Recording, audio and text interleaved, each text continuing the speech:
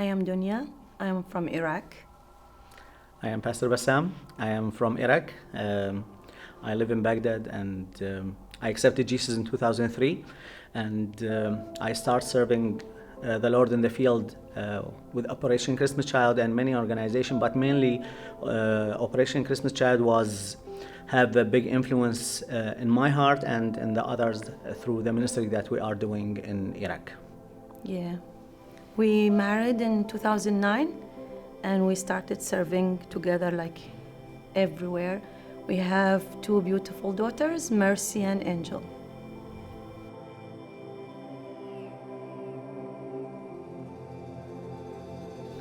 Yeah, for all of our life, like we were having Muslim friends, having like living in Muslim culture. It's not easy because you are different and people are asking you all of the time. It's not easy, but it's nice because when you are different, people are asking you why you are different. So it was, for me, it was the way that I am starting like telling people about who is Jesus and why I love this God. Because for them, like Jesus is just a human, but for us, we were trying like to tell them He is God. He is the only God, actually.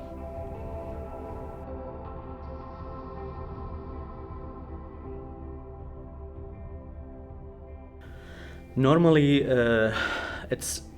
normally they are accepting Christians, but in the same time they are refusing evangelism. So you can, let's say, if you want to keep your faith, you can do that, but you can't share your faith with others. So there is some consequences, or a lot of consequences, for sharing the gospel with the other religion.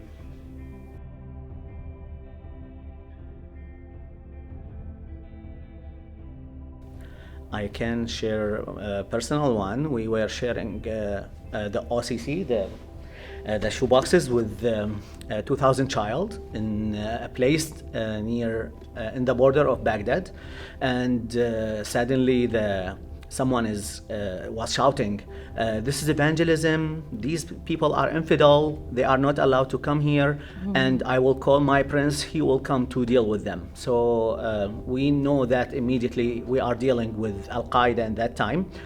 And they try to keep us in that place, but thank God that we have influence in that place with love more than the power that they had.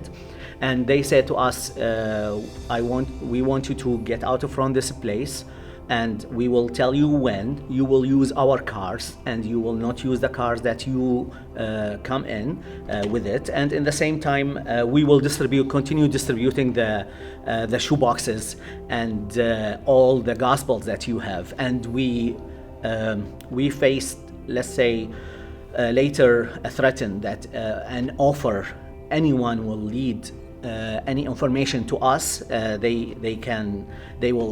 he will be one of the group, and they will offer him a lot of money. But all the people there refused to give any information about us. Okay, so love always wins.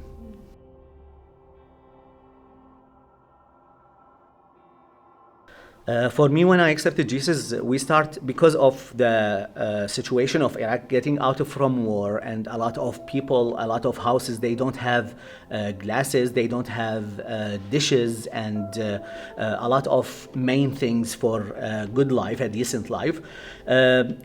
Actually, Samaritan Spurs came with a big, let's say, mission to Baghdad and the south.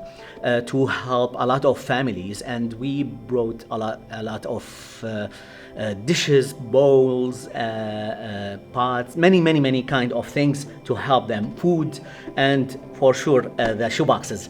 And we reach many people. I can say from 2003 I start serving with Operation Christmas Child in the field till 2014 we reach more than 1,200,000 child.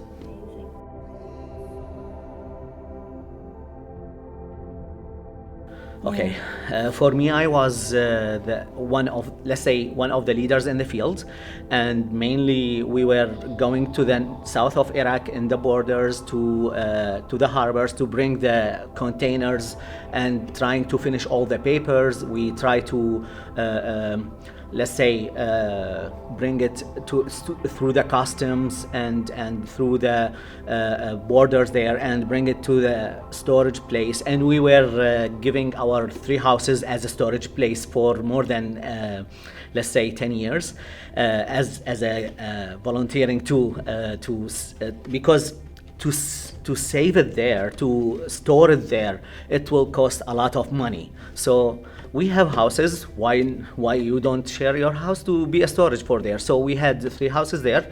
We first fill them with the gifts, and in the same time we fill them in the containers in the front of the church that we were serving in. So this team, they were bringing all of these big containers of shoeboxes from around the place, the country.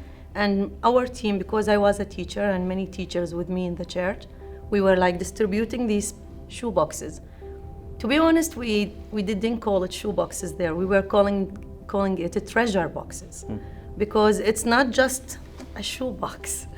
Like, you cannot imagine the faces of children when they are opening this. Here, when I became like a member with you guys and the team, like, all of you are saying shoebox, shoebox. I remember those days. It's really pressure days for me, because the children, how can I say it? These treasure boxes like changed a lot of lives. Like, as a teacher, when we were distributing these shoe boxes like to the children's schools and different kind of events, later we create a team. We call it sport team, because the government is not allowing us to go to like different kind of places. So we were going to do like sport events, playing with the children and making some games, and later distribute gifts. We were saying just gifts. From where are these gifts? Like, from the church. We cannot say the source, like which country, because it's really dangerous there. So when we were like giving these shoe boxes or gifts to the children, like, you cannot imagine, many children, or maybe 90% of these children, like, they were telling us stories, like they never have a gift in their life. Yeah. Not a birthday gift, not a Christmas gift. Actually, Christmas is not a big deal there, because like many people are not Christian, so that's why. And later we were doing like the discipleship with these children. Many children were coming back to the church and to know more. Why you are giving us this, why you love us, why you are happy to help us. So these treasure boxes were the way to open the Christianity way, or to open like a way to tell people about Jesus, who is Jesus and why he loves you. So treasure boxes.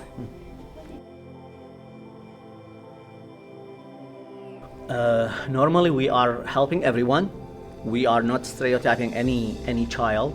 Every child is worthy for us, and we were, I can say, according to James, we are concentrating more on orphans. So our priority was the orphans there, because we have a lot of orphans. They lost their father and mother together. Yeah. So we reach a lot of orphans with it, and it was a very effective way to tell them that God is love them, because most of them, they are looking to what happened to them is that wrath from God, and God is angry from me. So it was like a reconciliation way, and to help them to go back to God.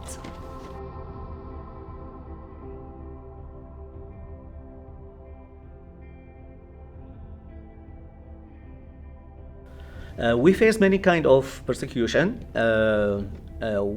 One of them is kidnapping and threatening. We have a lot of threatened letters, and at the same time, we were collecting these letters just for fun.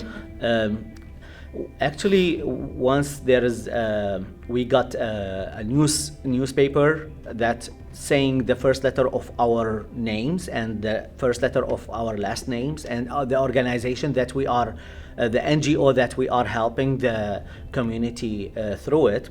And Actually, all these didn't, let's say, touch us, or we didn't feel that is very big issue, because when we are distributing the shoe boxes to the children, you can forget everything when you see the joy on their faces when they are exchanging the gifts between them, and when they are like saying, can I have this necklace, I can give you this pen, can I have this socks, I have a socks for the color, I don't like it, I like purple, can you give me purple please? And you will forget everything. You will not care about what happened before or what will happen, because you feel that you are really in the right place, reaching the right people, and the result from that, the joy, the feedback that we are getting from the families. Even we got many people searching for us from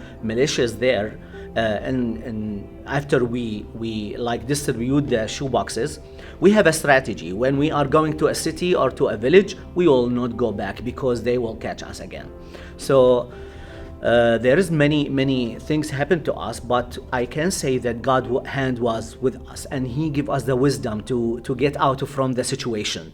Whatever that happened to us, you can see me in front of you. There is nothing missing with me. So even if I get kidnapped more than twice, 3 times, but it wasn't like they couldn't touch me, because I'm very sure that God was with me and with us as a team, because I couldn't do that alone. We were doing that through team. Okay, as God, Father, Son, and Holy Spirit, we have the team together. We are doing that through the team and supporting each other. Sorry.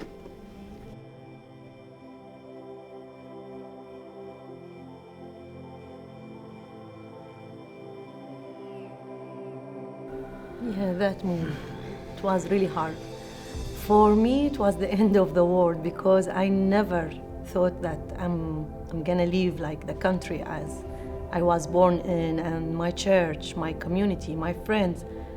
Like, we were good. We were like living perfect life. Even if the situation is really hard and dangerous there, maybe now it's better according to what my friends are saying.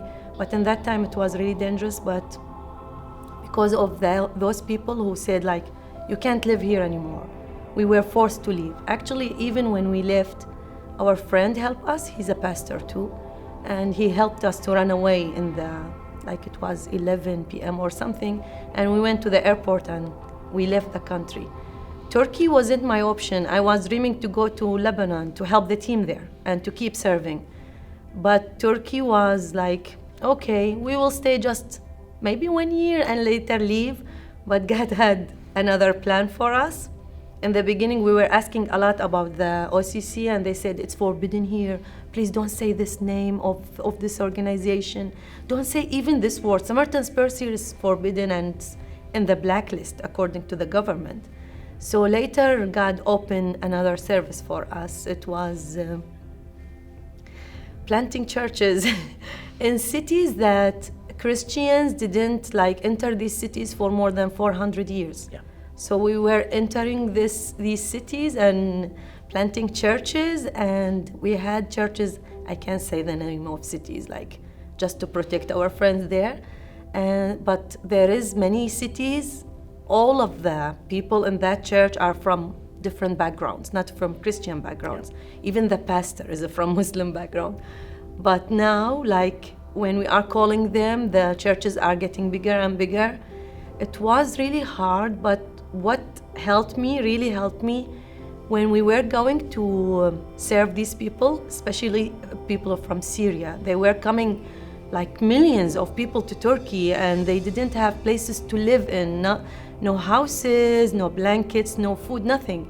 This really helped me like to fit in that place, in that service, because one of these children, he's not a child anymore, he became my spiritual son, and later he get married, and now we had grandson and granddaughter. Like when we saw him grow up and being a pastor later, it was really, really precious to me, because for me, I thought I am just a refugee there, but God said, no, you are not refugees. I have another plan for you in Turkey.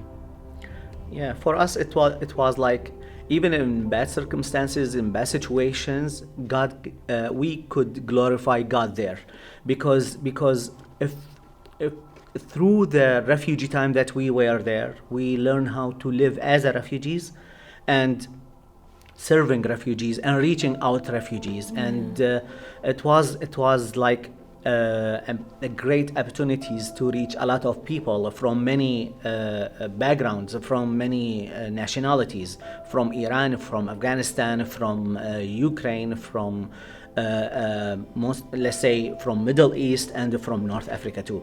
So we were serving many kind of nationalities, and it was a very, let's say, unique time that God work in us and through us to that nations.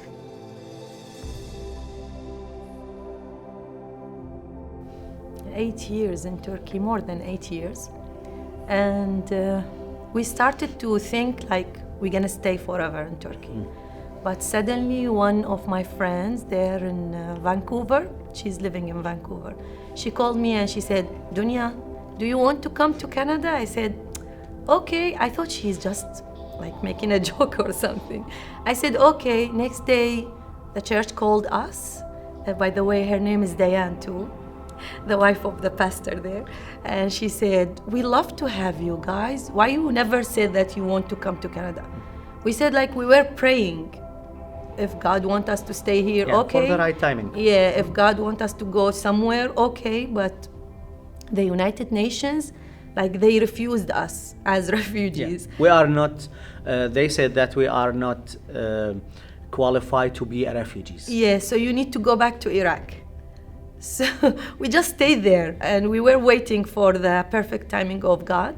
And later the church, they did the form and the sponsorship, and we went to Vancouver. It was really nice there. Like, we are really thankful for them because they built us a new future, and they help us to start a new chapter in our life, especially for our daughters. And we went there and we were praying a lot. It was like 1 year sponsorship. And Bassam and me, we found good jobs and we started like studying. Bassam did social services diploma. I did ECE certificate, early childhood education. Again, I love children, so I love working with children. And it was perfect. According to our brains, it's nice. Okay, we're gonna stay here. But no, God said, move. Okay, to where? Just move. He didn't say the place or why. Okay, let us move. And we were thinking about Toronto, no. Milton, no. Alliston, no. To be honest, we were putting like names of cities there and praying for these cities. And God kept saying no. And we started living in Alliston because my sister is living there for 2 months. And she said, I know that you don't like this place. Let us take you in a tour maybe, and you can see the places around here. Ainsful, and we saw Barrie. I told Bassam, oh, I'm in love with this place. He said, why? I said, I don't know. He said, okay, let us move to Barrie. So later, Bassam found a very nice job with the Salvation Army. His heart is with the homeless people. He loves them so much. So I said, okay, and you found the job. We found really nice schools to the girls. What about the church? He said, I don't know. And we were just going to visit my sister once, and we saw Emmanuel Church, like in our way, going to Alliston. I said, oh, this church is really nice. What about going next Sunday? Okay, let's go.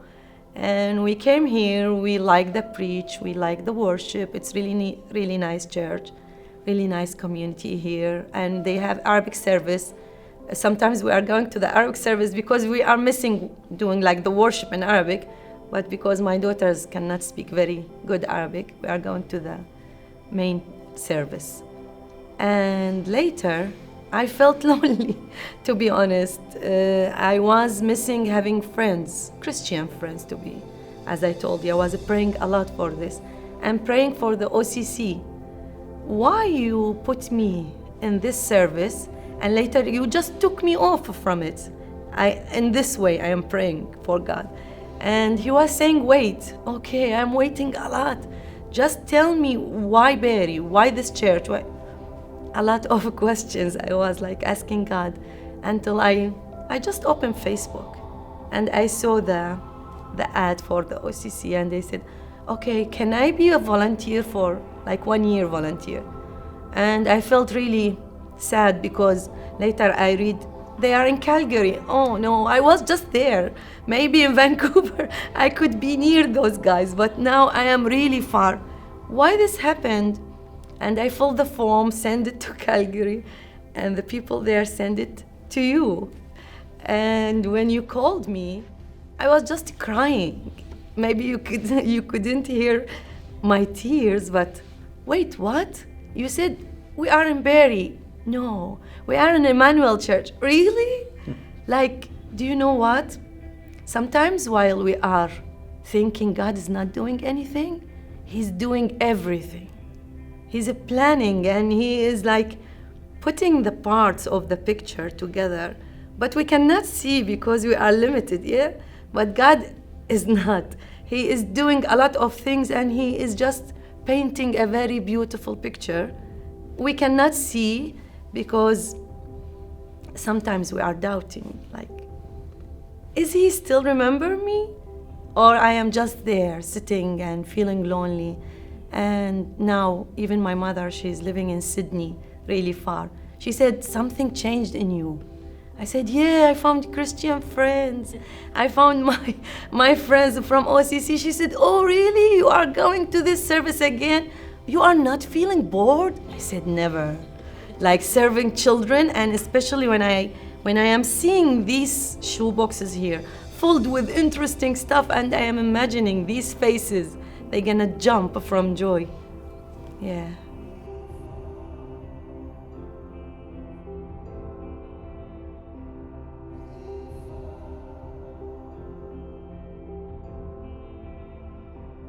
We have many.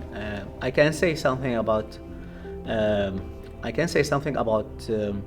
What happened with us as a new service in Iraq when we started in 2003. And I can say in 3 months, we as a Sunday schools, we start with a 50 child. In 3 months, we reach 450 child. So these all the children later become the leaders of the church. Most of them, they become the leaders of the church. And through them, we reach many schools, their schools actually. They went to their teachers. We have something. And there is people could help and share gifts. Do you want? And through that, they open many let's say many schools, closed doors schools, and we reach a very conservative places and schools. And in the same time, there's many people, many children accepted Jesus, and many of them, and from many nationality, from I will say it, from many backgrounds, and from many religions. Okay, and I want to say something. This box, sometimes you see it as small, and you can fill it with, let's say, $20 to $40, but the influence of that, it's very big. If you want to reach a child in a problem, in a persecution, in a war, if you want to help him, you can fill a box or more and send it to them. Because maybe you can't go to Ukraine, but you can send a box for them. You can't go to Middle East now, but you can in Lebanon. You can't, but you can send a shoebox to them. I'm not saying that to make advertisement. I lived that. We lived as a receiving country, and we know very well what happened. And we know this method is a very amazing method. It's a very marvelous way. I can say it's God's hand reaching the hearts of the children there and make a big difference and give life in the middle of death. Yeah, I have many stories about these shoeboxes, but there is a story that I was catching myself not to say it, because every time I'm saying the story, I'm start crying. It was about a village. Do you remember that village? Like, we visited once Bassam was responsible like to help these people in that village. In the beginning, we thought it's normal village, like having small houses. For sure, they are poor, but in one day, some people, like I can say the names of those people, they came and took all of the fathers. So all of the village is full of widows and orphans. So when we went there, children were scared from us. They were afraid. Oh, you are coming here to take us too? Because they have this idea of boys when they are being like 16 or 18, they are taking them to be with them like in the army or something. So when we went to this village, I was just crying because I lost my father when I was 10. So I can tell the feeling of being orphan. And when you are feeling in a threatened all of your life, feeling scared. And the mothers, they were saying, oh, please don't give us any gifts because they will come again to take our boys from us because of these gifts. You cannot imagine how much people are afraid there. They are living like that feeling of we are not safe. So when we were distributing these gifts and they said, it's for free? Why? The food is for free, the shoeboxes are for free, and what about these Bibles are for free? Can you imagine? Some people are buying Bibles there for money. So when we were like giving them everything for free and telling them like we receive it for free and that's why we are giving it without money or something. But like feeling these ladies, what kind of life they are living and what kind of hard times they are. And one of the ladies, she was saying like, I never bought a gift to my children. What's the meaning of gift? In Arabic, gift is hadiyah.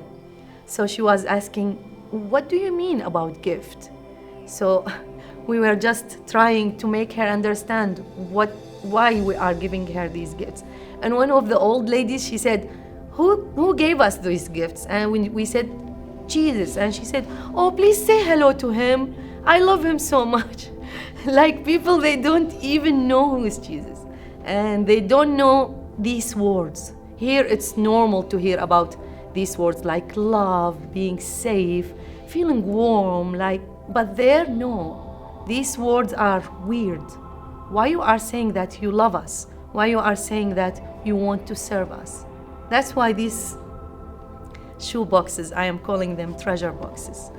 Do you know that some children, they didn't went to school for many days because they were staying home just to discover what kind of gifts they have in this shoebox, and they were saying how we can use this and use that. And there's something really important in these shoeboxes, like please encourage the people to put those letters, because those letters, for me personally, it was like my way to teach children English, because they were coming to ask me, I'm an English teacher. They were asking me what is written there and what kind of language is that. I was asking them, like, do you like to learn this language? Yes. And I was teaching them like English through the Bible, like by memorizing verses from the Bible. And it was another way to serve these people.